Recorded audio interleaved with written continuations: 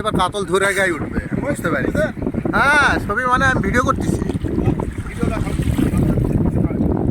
এখান থেকে ক্যামেরাতে পরে ছবি তুলতে পারবেন, কোনো সমস্যা নেই।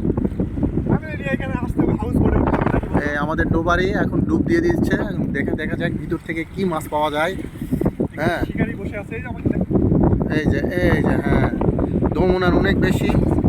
ধরছে কিনা হুজুর? আছে, আছে।